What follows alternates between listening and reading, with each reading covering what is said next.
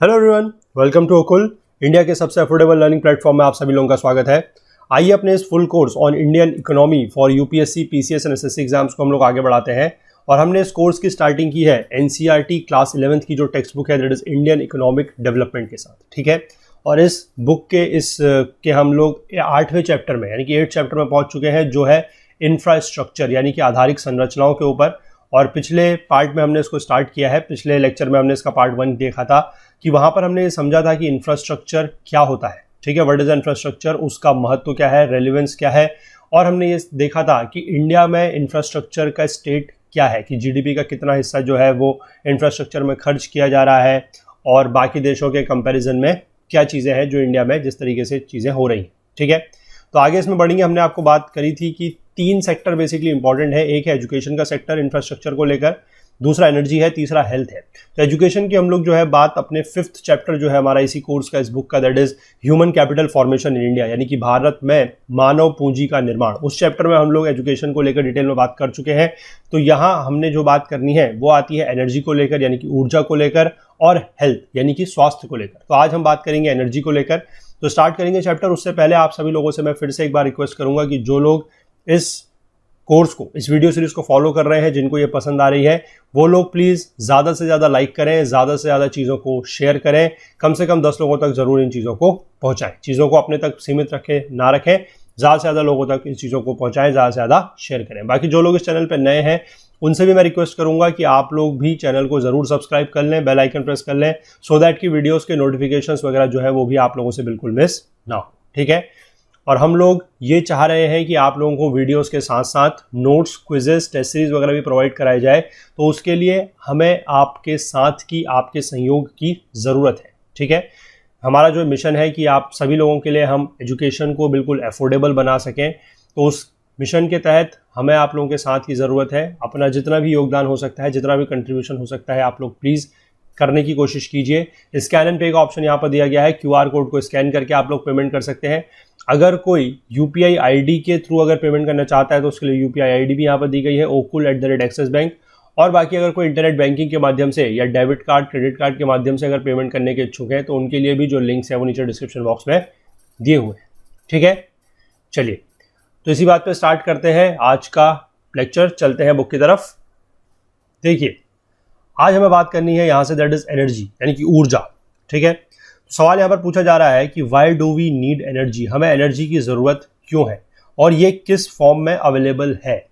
Energy क्या है? देखिए, energy is a critical aspect of the development process of our nation, ठीक है। देश का जो डेवलपमेंट प्रोसेस है, किसी भी देश के लिए एनर्जी जो है वो एक ही बहुत ज़्यादा क्रिटिकल एस्पेक्ट है। It is of course essential for industries, जो इंडस्ट्रीज हैं, जो उद्योग हैं, उनके लिए एनर्जी बहुत ज़्यादा ज़रूरी है।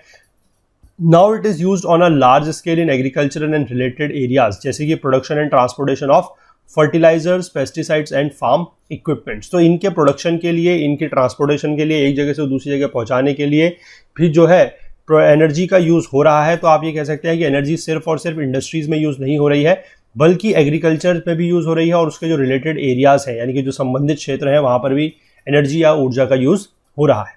It is required in houses for cooking, house hold lighting and heating. तो घरों में भी एनर्जी का इस्तेमाल होता है, खाना बनाने के लिए, कुकिंग के लिए, हाउस में लाइटिंग करने के लिए और हीटिंग करने के लिए। Can you think of producing a commodity और सर्विस विदाउट यूजिंग एनर्जी? तो ये चीज़ तो पॉसिबल है ही नहीं कि हम कोई भी कमोडिटी या कोई भी सर्विस जो है वो विदाउट एनर्जी का यूज़ किए हुए नहीं कर सकते, ठीक है। चलिए, इसके बाद बात कर लेते हैं सोर्सेज ऑफ एनर्जी यानी कि ऊर्जा के स्रोत क्या क्या है। There are commercial and non commercial sources of energy, ठीक है। 2 टाइप के सोर्सेज होते हैं, एक होते हैं कॉमर्शियल यानी कि वाणिज्यिक सोर्सेज, एक होते हैं गैर वाणिज्यिक यानी कि non commercial sources. Commercial sources क्या क्या होते हैं? देखिए, जैसे कि कोल है, कोयला, पेट्रोलियम है आपका, और आपकी इलेक्ट्रिसिटी है। ये कॉमर्शियल क्यों कहलाए जाते हैं? क्योंकि they are bought and sold, यानी कि इनको खरीदा और बेचा जाता है। कोई इनको बेचता है और दूसरा व्यक्ति इसको खरीदता है और इस्तेमाल करता है, इसलिए इनको बोला जाता है कॉमर्शियल। इसके बाद कुछ नॉन कॉमर्शियल सोर्सेज भी हैं, जैसे कि फ्यूल वुड है, एग्रीकल्चरल वेस्ट है और ड्राइड डंग है। ये सारे के सारे नॉन कॉमर्शियल हैं क्योंकि ये नेचर में पाए जाते हैं, फॉरेस्ट में पाए जाते हैं और इनको खरीदना नहीं पड़ता है। While commercial sources of energy are generally exhaustible with the exception of hydropower, non-commercial sources are generally renewable। जो commercial sources हैं, जैसे कि हमने बात करी कोल है, पेट्रोलियम है, तो ये सारे के सारे क्या होते हैं, एग्जॉस्टेबल हैं, यानी कि ये खत्म हो जाएंगे। अब आप लोगों को किसी के मन में ये सवाल आ सकता है कि जैसे कोल की मैं बात कर रहा हूं और मैं बात कर रहा हूं पेट्रोलियम की, तो आप कहेंगे कि ये सारी की सारी चीजें तो क्या है कि मतलब नेचर में बनती हैं, कोल कोई बनाता तो है नहीं, पेट्रोलियम कोई बनाता तो है नहीं, ये तो नेचर में पाई जाती है ना। हालांकि इनकी रिफाइनरी वगैरह जरूर की जाती है, पर मैन्युफैक्चरिंग तो या इनका प्रोडक्शन तो जो है वो नेचुरल है। तो किस तरीके से एग्जॉस्टेबल हो गए? ये एग्जॉस्टेबल इसलिए है क्योंकि कोल है या पेट्रोलियम है, इनको बनने में बहुत ज्यादा समय लगता है। ठीक है, अगर आप लोगों को इनकी प्रोसेस के बारे में पता है तो मिलियंस ऑफ ईयर्स, ठीक है, मिलियंस ऑफ ईयर्स इनके लिए लगते हैं। तो इसीलिए इनको बोला जाता है एग्जॉस्टेबल, या फिर आप एक और वर्ड होता है that is known as non renewable. ठीक है, ये रिन्यूएबल नहीं है, ध्यान रखिएगा। कोल पेट्रोलियम के बारे में आपसे कभी भी पूछा जाए तो यहां पर लोगों को कंफ्यूजन होता है, क्योंकि ये बनते नेचुरल प्रोसेस से ही है, बट ये नॉन रिन्यूएबल इसलिए है क्योंकि इनको बनने में बहुत ज्यादा समय लगता है, मिलियंस ऑफ ईयर्स। ठीक है, हाइड्रो पावर जो है वो थोड़ा सा आप कह सकते हैं कि एक्सेप्शन है, क्योंकि हाइड्रो पावर में जनरली क्या है कि एग्जॉस्टेबल नहीं है, क्योंकि वाटर इज रेडिली अवेलेबल और पानी काफी ज्यादा मात्रा में अवेलेबल है, तो उसका यूज करके हम लोग हाइड्रो पावर जनरेट कर सकते हैं, इसलिए वो एग्जॉस्टेबल नहीं है। ठीक है, जो नॉन कॉमर्शियल सोर्सेज हैं वो जनरली रिन्यूएबल है। जैसे नॉन कॉमर्शियल के बारे में बात कर रहा था कि ऊपर जो फ्यूल वुड दिया गया है, जो एग्रीकल्चरल वेस्ट दिया गया है, ये सारे के सारे रिन्यूएबल है। More than 60% of the Indian households depend on traditional sources of energy for meeting their regular cooking and heating needs. ठीक है, जो 60% भारतीय घर है, ठीक है, हिंदुस्तान के जो घर है 60% वो आज भी जो ट्रेडिशनल सोर्सेज ऑफ एनर्जी हैं उनके ऊपर ही निर्भर करते हैं, अपनी रोज की जो कुकिंग की जरूरत है उसके लिए, जो हीटिंग की जरूरत है उसके लिए।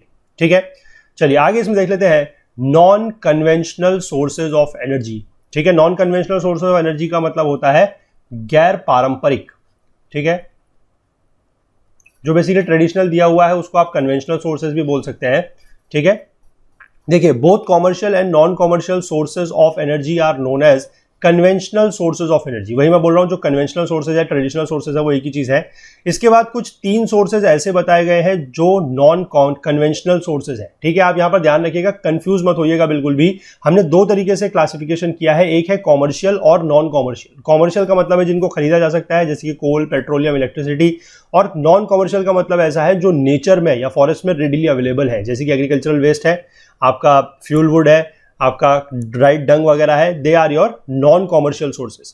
और कॉमर्शियल और नॉन कॉमर्शियल को ही मिला के बनाया जाता है कन्वेंशनल सोर्स। वो कन्वेंशनल है यानी कि पारंपरिक है। ठीक है, कुछ ऐसे हैं नॉन कन्वेंशनल यानी कि गैर पारंपरिक, जो यहां पर दिए गए हैं, जैसे कि हमारी सोलर ऊर्जा है, सौर ऊर्जा है, हमारी विंड एनर्जी है, ठीक है, पवन की ऊर्जा है और टाइडल एनर्जी है। ये सारे के सारे जो है they are your non conventional sources of energy. ठीक है, और India being a tropical country, India has almost unlimited potential for producing all 3 types of energy if some appropriate cost effective technologies are used, even cheaper technologies can be develop. तो basically अभी क्या है कि India में solar energy वगैरह का काफी ज्यादा स्कोप है कि इसका हम यूज कर सकते हैं, लेकिन जो टेक्नोलॉजीज हैं जिनका भी इस्तेमाल हो रहा है, जिनकी वजह से इनको हम यूज कर सकते हैं, मतलब अपने काम की चीजों में ला सकते हैं, उसके लिए टेक्नोलॉजी जो है वो थोड़ा सा महंगी है। ठीक है, तो इसलिए ये उतना ज़्यादा फेमस अभी नहीं हो पाया है। धीमे धीमे टेक्नोलॉजीज डेवलप हो रही हैं और रेट वगैरह इनके कम हो रहे हैं। तो आने वाले समय में क्या है कि इस तरीके के जो नॉन कन्वेंशनल सोर्सेज हैं, यानी कि जो गैर पारंपरिक स्रोत हैं ऊर्जा के, उनका इस्तेमाल जो है वो धीमे धीमे बढ़ेगा। ठीक है, आगे देख लीजिए consumption pattern of commercial energy, कि इंडिया में जो कॉमर्शियल एनर्जी है, जो वाणिज्यिक ऊर्जा है, उसका कंजम्पशन पैटर्न कैसा है, यानी कि उसकी खपत किस प्रकार से होती है। देखिए इंडिया की अगर हम बात कर रहे हैं तो कॉमर्शियल एनर्जी कंजम्पशन जो है वो 74% of the total energy consumed in India है। ठीक है, जितना भी टोटल एनर्जी कंज्यूम होता है, यानी कि ऊर्जा की जो कुल खपत है उसका 74%, 74% जो है वो कॉमर्शियल है। अब कॉमर्शियल आप फिर से ध्यान रखिएगा, कोल, पेट्रोलियम, इलेक्ट्रिसिटी वाली जो बात है वो कॉमर्शियल है। ठीक है, this includes coal and lignite with the largest share of 74%, यानी कि टोटल 74% जो है उसका, अगर हम बात करें 74%, उसका भी जो 74% है वो कोयले से है, 10% जो है वो ऑयल है, बाकी इसमें 9% दिया गया है natural gas, hydro and new and renewable energy जो है वो 7% है। ठीक है, इसके बाद नॉन कॉमर्शियल एनर्जी सोर्सेज का मतलब जैसे कि कंसिस्टिंग ऑफ फायरवुड है, काउ डंग है और एग्रीकल्चरल वेस्ट है, ये बाकी बचे हुए 26% है। ठीक है, ये वाले 74 में से जो 26 बचेगा वो आपके नॉन कॉमर्शियल है। ठीक है, कॉमर्शियल का मतलब आप ध्यान रखिएगा जिसको भी यूज करने के लिए आपको पैसा देना पड़े, दैट इज कॉमर्शियल। ठीक है, और जिसको भी यूज करने के लिए पैसा ना देना पड़े वो है नॉन कॉमर्शियल। ठीक है, चलिए आगे देखते हैं। The critical feature of India's energy sector and its linkage to the economy is the import dependence on crude and petroleum products which is likely to grow rapidly in the near future। ठीक है, ये चीजों का हम लोगों को क्या करना पड़ता है, आयात करना पड़ता है, इंपोर्ट करना पड़ता है। किसका? जो हमारा कच्चा तेल है और जो पेट्रोलियम प्रोडक्ट है उनका। ठीक है, क्योंकि बेसिकली क्या है कि इनका इंडिया में उतना ज्यादा मतलब सोर्स वगैरह नहीं है, तो इस वजह से जो हमारी ग्रोथ है, जो हमारा रैपिडली हम ग्रो कर रहे हैं, जो हमारी डिमांड बढ़ रही है, उसकी जरूरत जो है वो यहां से पूरी नहीं हो पाती है, इसलिए हमें इसको क्या करना पड़ता है, इंपोर्ट करना पड़ता है। ठीक है, the sectoral pattern of consumption of commercial energy is given in table 8.2। वहां पर आप देखेंगे कि जो ट्रांसपोर्ट सेक्टर है वो लार्जेस्ट कंज्यूमर हुआ करता था कॉमर्शियल एनर्जी का इन 1953-54। 1953-54 की हम बात करें तो जो कॉमर्शियल एनर्जी सबसे ज्यादा यूज होती थी वो हमारा ट्रांसपोर्ट सेक्टर यानी कि जो यातायात क्षेत्रक है वहां पर होता था। ठीक है, यहां पर आप देख सकते हैं 1953-54 की बात की गई है और ये टोटल दिया गया है अलग अलग सेक्टर में, जैसे कि house hold, agriculture, industries, transport और अदर्स। तो यहां पर आप देखेंगे ट्रांसपोर्ट में सबसे ज्यादा है, उसके बाद जो था वो इंडस्ट्रीज में था। ठीक है, however there has been continuous fall in the share of the transport sector while the shares of the household, agriculture and other sector जो है वो बड़े हैं। ठीक है, आप यहां पर देख सकते हैं कि जैसे जैसे हम साल दर साल आगे बढ़े हैं तो ट्रांसपोर्ट यहां पर 44 है, फिर ये 28 हो गया है, फिर ये 22 हो गया और अब ये सिर्फ 1% रह गया है। ठीक है, लेकिन बाकी जगह आप देख सकते हैं जैसे 40 से ये 50 हो गया है, या हाउस होल्ड आप देखेंगे तो 10 से 12, 12 से 24 इस तरीके से बढ़ रहा है। साथ ही आपका जो एग्रीकल्चर सेक्टर में अब आप देखेंगे बहुत ज्यादा हो गया, यहाँ पर सिर्फ 1% था, ये बढ़ा 3%, फिर 8%, फिर 18% इस तरीके से। ठीक है, अदर सेक्टर्स में भी आप देख सकते हैं 5 से 7 से 13 से 15 इस तरीके से धीमे धीमे जो चीजें हैं, जो आप कहेंगे कि शिफ्ट हो रहा है, सेक्टर वाइज जो शिफ्ट है वो इस तरीके का है। ठीक है, इसके बाद आगे देखिए क्या लिखा गया है। The share of oil and gas is the highest among all commercial energy consumption. ये आपको मैंने बताया कि जो ऑयल एंड गैस का कंजम्पशन है वो सबसे ज्यादा है कॉमर्शियल में हम बात करें तो। ठीक है, with the rapid rate of economic growth there has been a corresponding increase in the use of energy. तो एनर्जी का जो यूज है यानी कि जो ऊर्जा का इस्तेमाल है वो जैसे जैसे हमारा इकोनॉमिक ग्रोथ जो है, जो आर्थिक विकास है, उसकी जो दर है वो बढ़ रही है। ठीक है, एकदम से तेजी से बढ़ रही है, तो उस वजह से क्या है कि जो हमारा यूज ऑफ एनर्जी है वो भी बढ़ रहा है। ठीक है, इसके बाद हम बात कर लेते हैं पावर या इलेक्ट्रिसिटी की। The most visible form of energy which is often identified with progress in modern civilization is power, जिसको कॉमनली हम लोग बोलते हैं इलेक्ट्रिसिटी या फिर बिजली। ठीक है, it is a critical component of infrastructure that determines the economic development of a country. ये बेसिकली क्या है कि देश का जो इकोनॉमिक डेवलपमेंट है यानी कि जो आर्थिक विकास है उसको दर्शाता है। The growth rate of demand of power is generally higher than the GDP growth rate. जो हमारा जीडीपी का ग्रोथ रेट है, ठीक है, यानी कि जो ग्रॉस डोमेस्टिक प्रोडक्ट या सकल घरेलू उत्पाद है उसका जो ग्रोथ रेट है उससे ज्यादा हमारा जो डिमांड ऑफ फॉर पावर है उसका ग्रोथ रेट जो है वो उससे ज्यादा है। ठीक है, स्टडीज ने यह बताया है कि अगर हमें 8% का जीडीपी ग्रोथ चाहिए सालाना, ठीक है, पर एनम अगर हम ये चाहते हैं कि हमारी जो जीडीपी है वो 8% के हिसाब से ग्रो करे, तो जो पावर सप्लाई की नीड्स है उनको अराउंड 12% से एनुअली ग्रो करना पड़ेगा। ठीक है, ये एक रिलेशन निकाला गया है, इस तरीके की जो स्टडीज हुई है वहां पर यह पता लगा है कि अगर हम चाहते हैं कि हमारी जो देश की जीडीपी है वो सालाना तौर पर यानी कि पर एनम या एनुअल बेसिस या ईयरली बेसिस पे अगर 8% से ग्रो करनी चाहिए, तो जो हमारी एनर्जी सप्लाई की डिमांड्स हैं या जो नीड है वो 12% बढ़ेगी, तब जाके हमारी जीडीपी जो है वो 8% ग्रो करेगी। ठीक है, इन इंडिया में अगर हम बात कर लेते हैं तो 2018 में जो थर्मल सोर्सेज हैं accounted for 82% of the power generation capacity. ठीक है, हाइडल पावर अकाउंटेड फॉर 8.5%, जबकि न्यूक्लियर सिर्फ 2.5% है। यहां पर आप देख सकते हैं थर्मल मतलब होता है जिसमें बेसिकली आपके कोल वगैरह का यूज करके जो थर्मल पावर प्लांट वगैरह है हमारे, उनके थ्रू जो एनर्जी मिलती है, जो बिजली बनती है वो है थर्मल। ठीक है, जैसे कि आप देख लीजिए 82% सबसे ज्यादा यही है। ठीक है, इसके बाद आप बात कर लेंगे अगर हाइड्रो की तो 8.5% हाइड्रो है, 2.5% जो है वो न्यूक्लियर है और बाकी न्यू एंड रिन्यूएबल जो है वो सिर्फ 7% है। इंडिया की जो एनर्जी पॉलिसी रही है ये 3 सेक्टर को या 3 सोर्सेज को बेसिकली आप कह सकते हैं एनकरेज करती है, बढ़ावा देती है, जैसे कि solar, hydel and wind, as they do not rely on fossil fuel and hence avoid carbon emissions. ठीक है, एक तो बात यह है कि ये नॉन रिन्यूएबल है, या सॉरी ये रिन्यूएबल है, इसका मतलब क्या है कि ये खत्म नहीं होंगे। जैसे सोलर एनर्जी है, अब ये कभी खत्म तो होगी नहीं, ठीक है। विंड एनर्जी है, वाटर एनर्जी है, हाइडल एनर्जी है, ये कभी खत्म नहीं होनी, ठीक है। पहला तो ये फायदा है। दूसरा फायदा ये है कि ये फॉसिल्स के ऊपर डिपेंड नहीं करती है, तो इसकी वजह से क्या है कि कार्बन एमिशन भी जो है वो इनसे नहीं होता, इसलिए इनको एनकरेज किया जा रहा है, इनको बढ़ावा दिया जा रहा है। Yet this has not resulted in faster growth of electricity produced from these sources. इसके पीछे मुख्य कारण यह है कि इनसे जो टेक्नोलॉजी यूज हो रही है, मतलब इनको कन्वर्ट करने के लिए जो टेक्नोलॉजी यूज हो रही है, वो अभी उतनी ज्यादा चीपली अवेलेबल नहीं है। तो इस वजह से क्या है कि ये सेक्टर बहुत ज्यादा ग्रोथ नहीं कर रहा है। लेकिन धीमे धीमे आने वाले टाइम में जब टेक्नोलॉजी डेवलप करेगी, जब इस तरीके की तकनीक ग्रो करेगी, विकसित होगी, तो फिर इनका जो यूज है, यानी कि सोलर का यूज है, हाइडल का यूज है, विंड का यूज है, ये सारा का सारा जो यूज है वो धीमे धीमे बढ़ने लगेगा, ठीक है। आगे देख लीजिए, एटॉमिक एनर्जी जो है, atomic energy is an important source of electric power. It has economic advantages, ठीक है। एटम मतलब जो न्यूक्लियर वगैरह से जो एनर्जी होती है।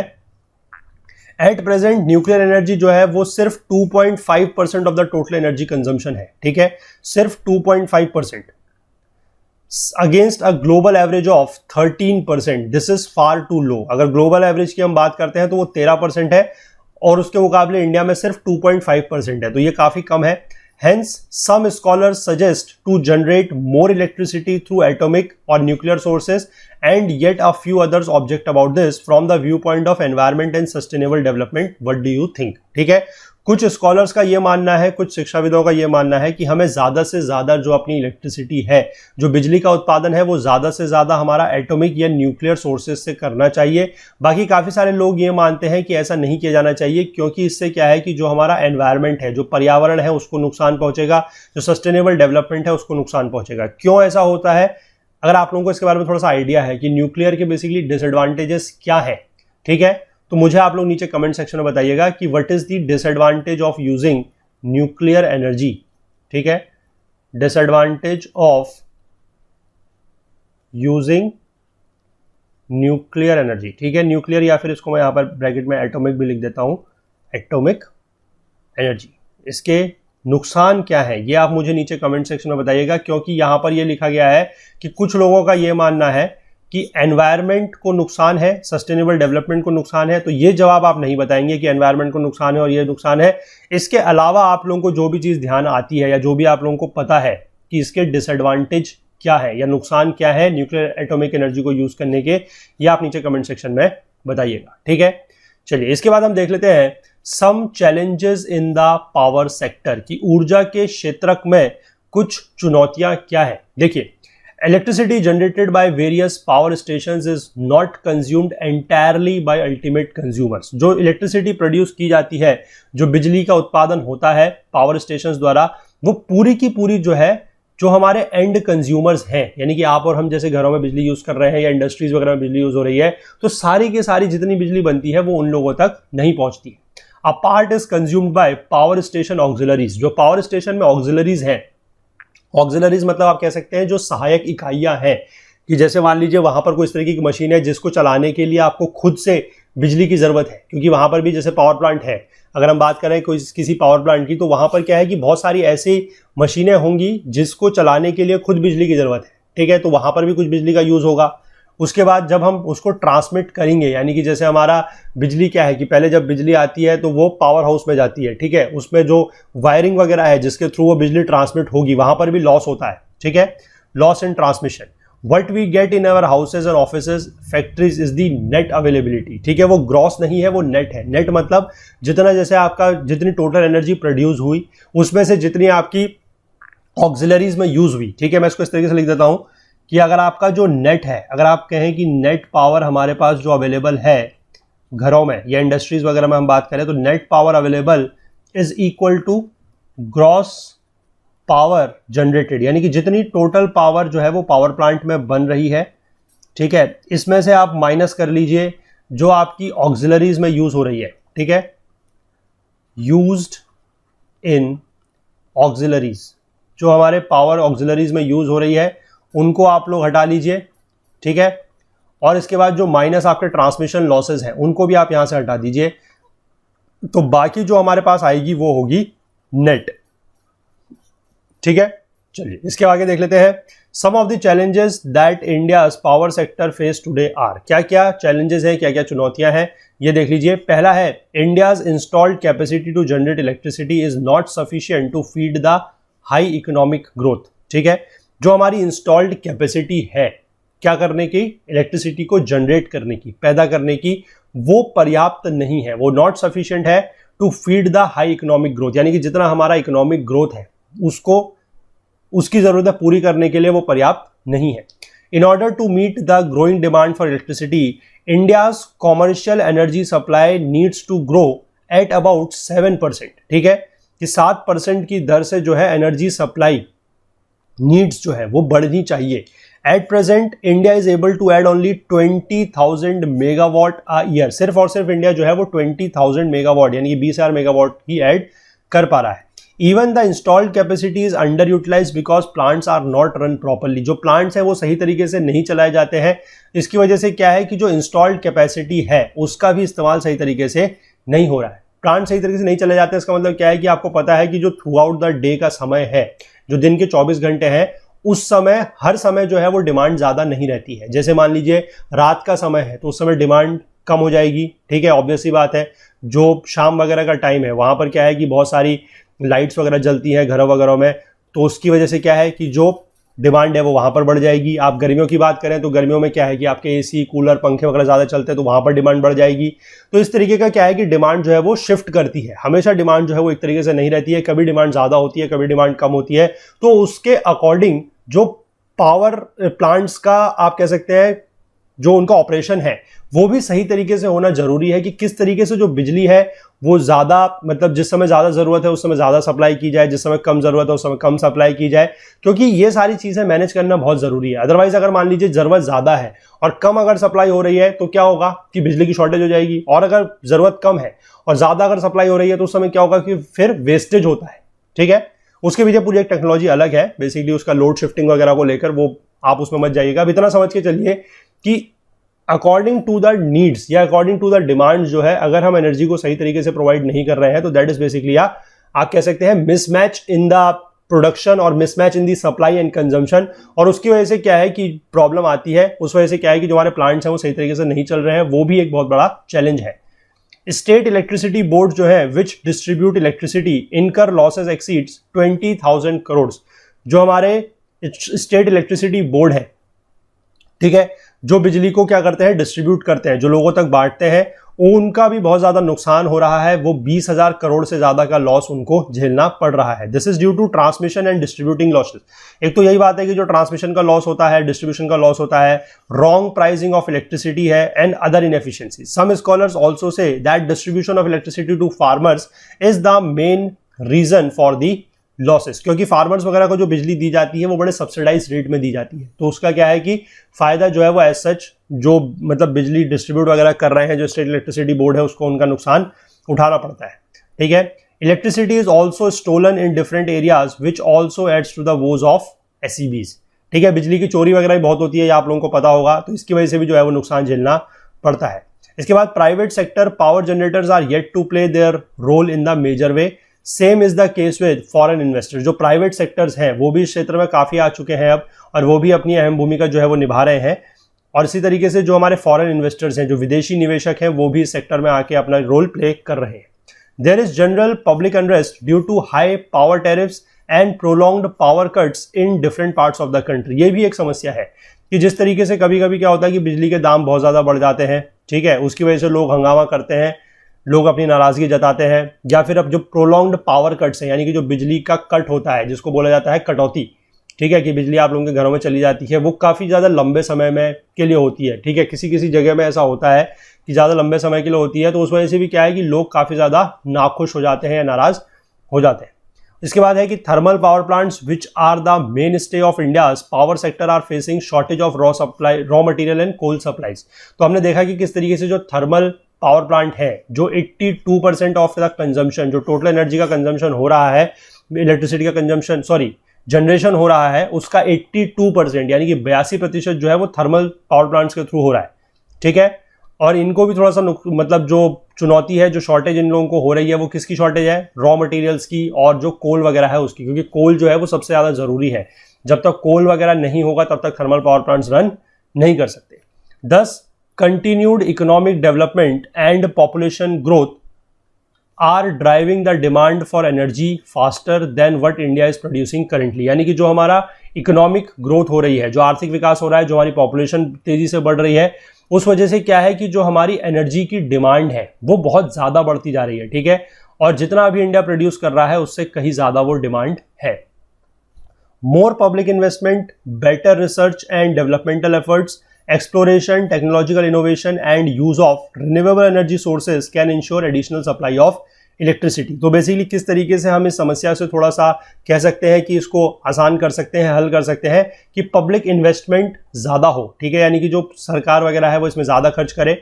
Better research and developmental efforts, की रिसर्च वगैरह की जाए और डेवलपमेंटल एफर्ट्स वगैरह लगाए जाए, कुछ चीज़ों का एक्सप्लोर किया जाए, टेक्नोलॉजिकल इनोवेशन किया जाए, रिन्यूएबल एनर्जी जो है उसका यूज़ किया जाए। तो इस वजह से क्या है कि जो हमारा एडिशनल सप्लाई है, जो हमें ज़्यादा ज़रूरत है, जो अतिरिक्त ज़रूरत है, वो उसको यहाँ से पूरा किया जा सके। Instead of investing in the power sector by adding to the installed capacity, the government has gone for privatization of the power sector and particularly distribution, and allowed much higher prices for electricity that have impacted certain sectors very badly. ठीक है, तो सरकार ने क्या किया है कि जो ऑलरेडी इंस्टॉल्ड पावर सेक्टर्स हैं, ठीक है, उनकी कैपेसिटी, मतलब जो ऑलरेडी इंस्टॉल्ड है उसकी कैपेसिटी को बढ़ाने के पर ध्यान नहीं दिया है। सरकार ने क्या किया है कि इस क्षेत्र को प्राइवेट सेक्टर के लिए खोल दिया है। ठीक है, अब काफी सारे प्राइवेट सेक्टर्स ऐसे हैं, काफी सारे प्राइवेट प्लेयर्स ऐसे हैं जो बिजली को पैदा भी कर रहे हैं, मतलब प्रोड्यूस भी कर रहे हैं, और साथ ही साथ डिस्ट्रीब्यूट में भी वो अपना जो है रोल प्ले कर रहे हैं। ठीक है, और वो लोग क्या करते हैं बेसिकली, अब जैसे क्या होता है कि मान लीजिए बिजली जैसे महंगे रेटों पर बन रही है, ठीक है, तो सरकार वगैरह उसमें सब्सिडी देती है। जैसे मान लीजिए आप लोगों के पास एक बहुत अच्छा एग्जाम्पल है, जिन लोगों को पता है तो अच्छी बात है, जैसे दिल्ली गवर्नमेंट है। तो दिल्ली गवर्नमेंट ने क्या बोल रखा है कि एक सर्टेन अमाउंट तक का अगर आप लोगों का बिजली का बिल आएगा या एक सर्टेन अमाउंट तक का आप यूसेज करेंगे तो बिजली आप लोगों को फ्री मिलेगी। अब फ्री मिलेगी का मतलब क्या है कि क्या वो बिजली फ्री बन रही है? नहीं, उसको बनने में तो पैसा लग रहा है, पर वो पैसा जो है वो दिल्ली गवर्नमेंट पे कर रही है, वो आपको एज ए सब्सिडाइज रेट पे वो चीजें दे रही है। ठीक है, तो सरकार ने क्या किया, अब सरकार तो इस तरीके का नुकसान जो है वो झेल लेती है। अब मान लीजिए दिल्ली गवर्नमेंट का अगर पूरा का पूरा जो, मतलब दिल्ली गवर्नमेंट ने बेसिकली इलेक्ट्रिसिटी का चीज जो संभाली हुई है इस तरीके से, अगर वो उसके ऊपर से अपना नियंत्रण हटा दे, ठीक है, अगर सारा का सारा जो चीज है वो प्राइवेट सेक्टर के हाथ में दे दी जाए, तो प्राइवेट सेक्टर तो इस तरीके की सब्सिडी वगैरह प्रोवाइड नहीं करेगा, है ना। वो फिर क्या करेगा, वो ज्यादा आपके जो चार्जेस वगैरह है वो ज्यादा पैसे लेगा, तो उससे क्या है कि लोगों को फिर प्रभाव इसका पड़ता है। ठीक है, क्योंकि अभी तो क्या है कि आप लोगों ने देखा होगा, अगर कोई लोग यहाँ के हैं दिल्ली वगैरह के, तो उन लोगों को तो ये चीज पता भी होगी कि किस तरीके से उनके घरों में जो बिल वगैरह है वो एक सर्टेन यूसेज अगर है तो वहां पर फिर कोई भी बिल नहीं आता है। ठीक है, या फिर काफी कम बिल आता है। लेकिन अगर आप और जगहों की बात करें तो वहां पर ऐसा नहीं है। ठीक है, वही मैं बोल रहा हूं कि अगर प्राइवेट सेक्टर के हाथ में दे दी जाए ये चीजें, तो वो इस तरीके की सब्सिडी वगैरह जो है वो प्रोवाइड नहीं करेंगे, और उससे फिर क्या है कि काफी सारे लोगों की जिंदगी में प्रभाव पड़ेगा, क्योंकि उनको फिर क्या है कि ज्यादा पैसा वगैरह देना पड़ेगा। तो ये सारी चीजें जो है वो एक तरीके से आप यहाँ पर देख सकते हैं कि किस तरीके से इसमें गवर्नमेंट का रोल है। अगर गवर्नमेंट इसको कंट्रोल करना चाहे तो कर सकती है, और अगर नहीं करना चाहती है तो फिर अलग चीज है। ठीक है, चलिए, तो आज के पार्ट में हम लोगों ने एनर्जी के बारे में समझा, ऊर्जा के बारे में समझा, इसको आज हम यहीं पर रखेंगे। इसका एक पार्ट और बनेगा इस लेक्चर, मतलब इस वीडियो, इस चैप्टर का एक वीडियो और बनेगा जो होगा आपका हेल्थ के ऊपर, यानी कि स्वास्थ्य के ऊपर। ठीक है, उसको हम अगले लेक्चर में कवर कर लेंगे। तो आई होप आप लोगों को ये लेक्चर पसंद आया होगा। अगर आया है तो प्लीज लाइक जरूर कीजिए, ज्यादा से ज्यादा शेयर कीजिए अपने फ्रेंड्स, अपने कलीग्स के साथ। जितना ज्यादा शेयर करेंगे उतना जो है लोगों को फायदा मिलेगा, और उतना लोगों को इस चैनल के बारे में, इस प्लेटफॉर्म के बारे में पता लगेगा, तो वो अपना जो पढ़ाई है वो हमारे साथ मिलके कर सकते हैं। ठीक है, बाकी जो लोग इस चैनल पर नए हैं, अगर उनको भी चीज़ें पसंद आ रही हैं तो वो भी ज़रूर लाइक करें। आप लोग चैनल जरूर सब्सक्राइब कर लें, बेल आइकन जरूर प्रेस कर लें। और अगर आप हमसे ज़्यादा जुड़ना चाहते हैं तो हमारा Facebook page, Twitter page, Telegram channel का आप लोग यूज़ कर सकते हैं। और अगर आप हमसे कोई और बात शेयर करना चाहते हैं, कुछ भी चीज़ पूछना चाहें, कुछ भी चीज़ बताना चाहें, तो उसके लिए हमारी email ID that is okul.co@gmail.com का आप लोग यूज़ करें। और कमेंट वगैरह जो है वो सभी लोग जरूर करते रहें, कमेंट्स करें, किसी को कोई डाउट है, कोई क्वेरी है तो पूछते रहें, कोई अगर फीडबैक हमारे लिए है तो वो भी हमें जरूर बताएं, क्योंकि उन फीडबैक्स का भी हम लोग यूज करते हैं। बाकी हमने आपसे कल के लेक्चर में भी एक बात पूछी थी, वो ये था कि क्लास 11th की जो ये बुक है ये ऑलमोस्ट कंप्लीट होने वाली है, इसके बाद सिर्फ 2 चैप्टर इसमें और बचे हुए हैं, तो इसके बाद इस कोर्स को किस तरीके से आगे बढ़ाया जाए। कुछ लोगों के जवाब आए हैं लेकिन अभी तक ज्यादा जवाब नहीं आए हैं, हम तो फिलहाल अपनी तरफ से प्लान कर रहे हैं कि क्या किया जाएगा। तो आप लोग फिलहाल इसमें बताएं कि क्या किया जा सकता है। क्लास 12th की मैक्रो इकोनॉमिक्स एक ऑप्शन है, और दूसरा एक ऑप्शन है, आप लोगों को पता है एक बड़ी फेमस बुक है that is Ramesh Singh, Indian economy bye Ramesh Singh. तो किस तरीके से इनको किया जाए, क्या आपको लगता है कि रमेश सिंह पढ़ना फायदेमंद है, क्या आपको लगता है कि मैक्रो इकोनॉमिक्स पढ़ना फायदेमंद है? आप सिर्फ अपने विचार बताइए, बाकी इनमें से फिर आप लोगों के विचार को लेकर और हमारी जो प्लानिंग है, जो हमारा एक्सपीरियंस है, उसको यूज करते हुए हम एक मिक्स एंड मैच का एक बेस्ट ऑप्शन बनाने की आप लोगों के लिए कोशिश करेंगे। तो जो लोग अपने जवाब यहां पर दे चुके हैं उनके फीडबैक हम लोग रिकॉर्ड कर रहे हैं, लेकिन जिन लोगों ने अभी तक इस बारे में जवाब नहीं दिया है वो लोग भी प्लीज अपने जवाब दे दें, ठीक है? चलिए बाकी मिलते हैं अगले पार्ट में, अगले लेक्चर में। तब तक के लिए अपना बहुत बहुत ध्यान रखिएगा। Please do take care of yourself. Thank you, have a nice day, bye bye.